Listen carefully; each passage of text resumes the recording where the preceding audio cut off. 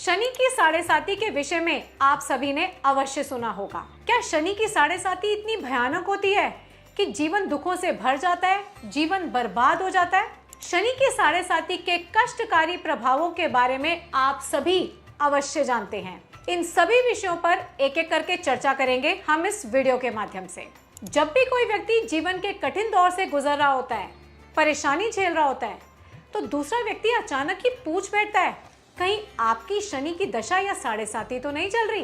परेशानी कोई भी हो, चाहे वो धन संबंधी हो, स्वास्थ्य संबंधी हो या पारिवारिक कलेश हो या पति पत्नी की अनबन का मामला हो, समस्या जीवन में चाहे राहु केतु, मंगल या किसी अन्य ग्रह की वजह से आ रही हो, परंतु कारण हमेशा शनि की साढ़े साती में ही ढूंढा जाता है। यानी डर सभी को सिर्फ शनि देवता से लगता है। सही कह रही हूँ ना मैं? तो चलिए आज शनि ग्रह की साढ़े साती और ढैया को ही समझते हैं विस्तार से। आखिर सब लोग शनि भगवान से इतना क्यों डरते हैं? उससे पहले जल्दी से सब्सक्राइब कीजिए हमारे चैनल को और बेल आइकन के बटन को भी जरूर दबाएं हमारे लेटेस्ट वीडियो को सबसे पहले देखने के लिए।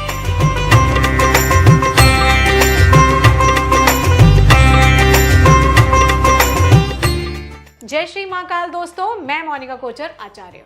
आज हम बात करेंगे शनि की साढ़े साती और ढैया की। शनि की साढ़े साती क्या है, इसका हमारे जीवन पर क्या प्रभाव पड़ता है? क्या साढ़े साती हमेशा बुरे फल ही देती है? क्या शनि ग्रह की साढ़े साती से बचा जा सकता है? और शनि ग्रह के प्रभाव को जीवन में कम करने के लिए कौन से उपाय हम सभी को करने चाहिए? इन सभी विषयों पर चर्चा करेंगे हम एक एक करके।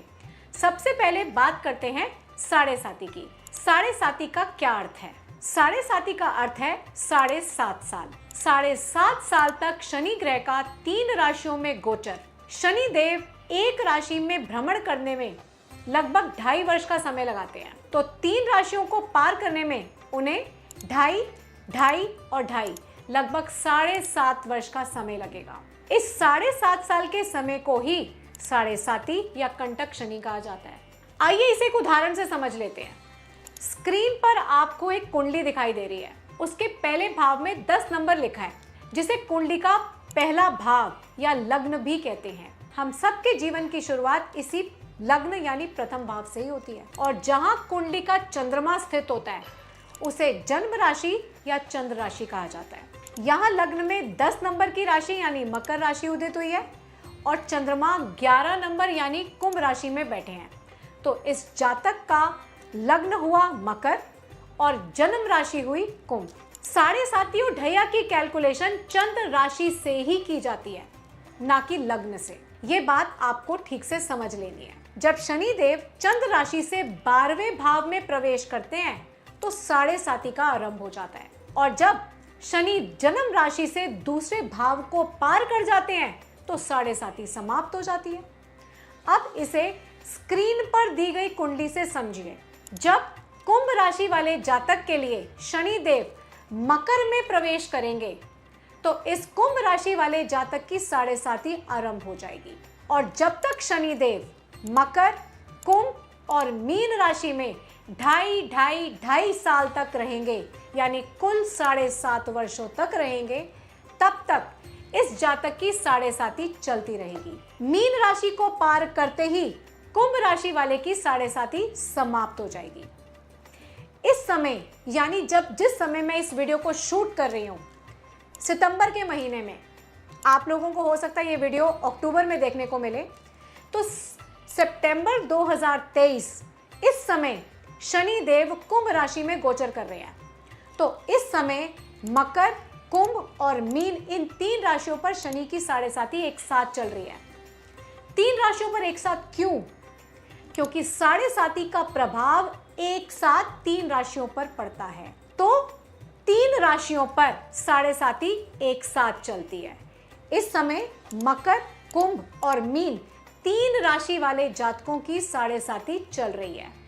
मकर राशि वालों के लिए ये साढ़े साती का अंतिम चरण है। कुंभ राशि वालों के लिए साढ़े साती का दूसरा चरण है, और मीन राशि वाले जातकों के लिए साढ़े साती का प्रथम चरण चल रहा है। तो किसी भी व्यक्ति की साढ़े साती कब शुरू होगी? जब शनि देव चंद्र राशि से 12वें भाव में प्रवेश करेंगे। और कब खत्म होगी? जब शनि देव चंद्र राशि से दूसरे भाव को पार कर जाएंगे। तो आप समझ गए होंगे कि साढ़े साती की गणना किस प्रकार की जाती है। इसी प्रकार आप सभी अपनी जन्म कुंडली में भी अपनी साढ़े साती का समय निकाल सकते हैं कि आपकी साढ़े साती कब प्रारंभ होगी और कब आपकी साढ़े साती की समाप्ति होगी। साढ़े साती की गणना के बाद अब बात करते हैं साढ़े साती या शनि दशा के प्रभाव की। जब भी शनि की दशा या साढ़े साती आती है तो मन पर इतना बोझ और दुख क्यों अनुभव होने लगता है? शनि की साढ़े साती शुरू होते ही हमारे जीवन में इतने कष्टकारी बदलाव क्यों आते हैं? जाहिर सी बात है, इसका संबंध जरूर हमारे मन से होगा, तभी तो ऐसा हो पाएगा ना। बिना हमारे मन को दुख दिए शनिदेव किस प्रकार साढ़े साती का प्रभाव देंगे? और हमारे मन का कारक कौन सा ग्रह है, जानते ही होंगे आप सभी। जी हाँ, बिल्कुल सही समझा आपने। हमारे मन का स्वामी ग्रह है चंद्रमा। चंद्रमा ही हमारी सोच, हमारे मन का भाव है। सभी सुख दुख हम चंद्रमा के कारण ही अनुभव करते हैं। और शनि ग्रह है दुख, पत्थर, बोझ, आलस, स्ट्रगल यानी संघर्ष और मेहनत। जब भी हमारे जीवन में साढ़े साती आती है तो मनुष्य दुखों से पत्थर जैसा हो जाता है। शनि इस समय बहुत मेहनत करवाते हैं, पारिवारिक रिश्तों में दरार भी पड़ जाती है, मेहनत का फल भी नहीं मिलता, समाज में नेगेटिव इमेज बन जाती है, कभी कभी तो बेइज्जती का भी सामना करना पड़ता है साढ़े साती के समय। पैसा नहीं बचता, आय कम हो जाती है, खर्चे बढ़ने लग जाते हैं। ज्यादा मेहनत करने पर भी क्या मिलता है? सिर्फ स्ट्रगल और फेलियर्स। शनि की साढ़े साती किसी को नहीं छोड़ती, ये जान लीजिए। चाहे वो मिनिस्टर हो, प्राइम मिनिस्टर हो, फिल्म एक्टर हो, डॉक्टर हो, अमीर हो या फिर आम इंसान हो। शनि की साढ़े साती या दशा में व्यक्ति के मन में बेचैनी, निराशा और पीड़ा अत्यधिक बढ़ जाते हैं, जिससे उसके स्वास्थ्य पर बुरा प्रभाव पड़ता है। व्यक्ति ओवर थिंकिंग करने लग जाता है, यानी नकारात्मक सोच में डूब जाता है। शनिदेव न्याय के देवता हैं, इसलिए साढ़े साती में शनिदेव हमारे अच्छे और बुरे दोनों प्रकार के कर्म फलों का भुगतान हमसे करवाते हैं। किसी किसी की साढ़े साती में व्यक्ति के माता पिता की मृत्यु तक हो जाती है। मेरी खुद की साढ़े साती में मैंने अपनी माँ और सासू माँ दोनों को खोया है और कई महीनों तक डिप्रेशन का दर्द भी झेला है। उस समय जब मैंने अपनी दोनों माँओं को साढ़े साती में खो दिया था, बहुत ही कष्टकारी समय था वो मेरे लिए। तो साढ़े साती किसी को नहीं छोड़ती, ये बात जान लीजिए। अभी रुकिए, अभी जानना बाकी है कि क्या साढ़े साती हमेशा बुरा ही फल देती है सभी को? क्या साढ़े साती में हमेशा हमें कष्ट ही मिलेंगे? तो जवाब है नहीं। शनि यदि कुंडली में बली होते हैं और आपके पूर्व जन्मों के कर्म बहुत अच्छे हैं तो साढ़े साती आपको कब छूकर निकल जाएगी आपको पता भी नहीं चलेगा, यानी आपको कोई परेशानी नहीं होती। कई बार तो साढ़े साती में लोग बड़े बड़े बिजनेसमैन तक बन जाते हैं और कई लोग इस समय भगवान की शरण में चले जाते हैं, यानी अध्यात्म अपना लेते हैं और अच्छे कर्म करने लग जाते हैं। एक्चुअली शनिदेव यही तो चाहते हैं हम सभी से, अच्छे कर्म करना, मेहनत करना, भगवान को याद रखना और किसी को भी अनजाने में भी दुख ना देना। साढ़े साती का प्रभाव हमारे जीवन की बुराइयों को दूर करके हमें एक अच्छा इंसान बना देता है। तो अब आप जान गए होंगे कि साढ़े साती का प्रभाव किस प्रकार अच्छा और बुरा दोनों प्रकार से देखने को मिलता है। चलिए अब जल्दी से उपायों की बात भी कर लेते हैं कि किन विशेष उपायों से आप शनि दशा और साढ़े साती से बच सकते हैं और शनि कृपा प्राप्त कर सकते हैं। पहला उपाय है, प्रत्येक शनिवार की शाम शनि बीज मंत्र की कम से कम 3 माला अवश्य करें और प्रतिदिन नियम पूर्वक शनि मंत्र जाप करते रहें। शनि बीज मंत्र है ओम प्राम प्रीम प्रोम सह शनिश्चराय नमः। दूसरा उपाय, शनि अमावस के दिन सूर्यास्त के बाद काले तिल, 100 ग्राम जौ, काले नीले फूल, गुलाब जामुन की मिठाई, धूप दीप से पीपल वृक्ष की जड़ में शनि पूजन, शनि मंत्र जाप व शनि स्तोत्र का पाठ करें। तीसरा उपाय, हर शनिवार सुंदरकांड का पाठ करें या सुने। चौथा उपाय, पक्षियों को दाना डालें।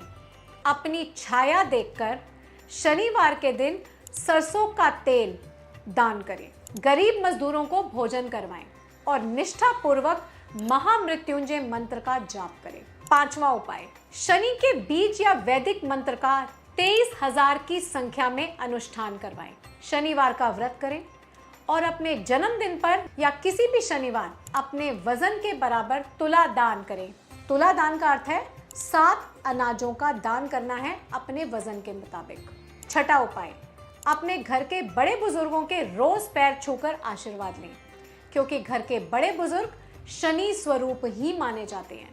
इन उपायों में से किसी भी उपाय को करने से शनि देव की कृपा अवश्य प्राप्त होती है, पर सबसे जरूरी उपाय अभी बाकी है मेरे दोस्त, और वो उपाय है किसी भी गरीब व्यक्ति, दीन दुखी, बुजुर्ग या जानवर का शोषण भूलकर भी ना करें। उन्हें अनजाने में भी दुख ना दें, वरना शनि देव के दंड से आपको कोई नहीं बचा सकता। अपने 20 साल के ज्योतिष करियर में मैंने हजारों लोगों को शनि की साढ़े साती में खून के आंसू रोते हुए देखा है। यानी शनि की साढ़े साती का प्रभाव सभी पर बराबर पड़ता है, उसमें अमीर गरीब का कोई भेदभाव नहीं होता। तो चलिए सभी मिलकर कहिए शनि देव की जय। उनके होने से ही संसार सही रूप से चल पा रहा है। सोचिए, यदि शनि देव का न्याय रूपी दंड ना होता तो क्या होता? सभी लोग एक दूसरे को धोखा देने, झूठ बोलने और छल कपट करने में जरा भी ना डरते, बेखौफ होते, तब कौन सुरक्षित होता? सोचिए।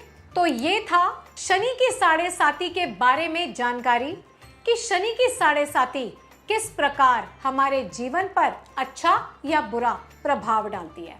और शनि दशा से बचने के लिए, शनि की साढ़े साती से बचने का सबसे कामयाब उपाय है अच्छे कर्म करते रहना और किसी को दुख ना देना। आपको वीडियो कैसा लगा? वीडियो अगर अच्छा लगा तो चैनल को सब्सक्राइब कर लीजिए और वीडियो को लाइक और शेयर जरूर करें और कमेंट में शनि देव की जय अवश्य लिखें। मेरे वीडियो को ध्यान से देखने के लिए आप सभी का बहुत बहुत धन्यवाद। हर हर महादेव। मैं मोनिका कोचर आचार्य।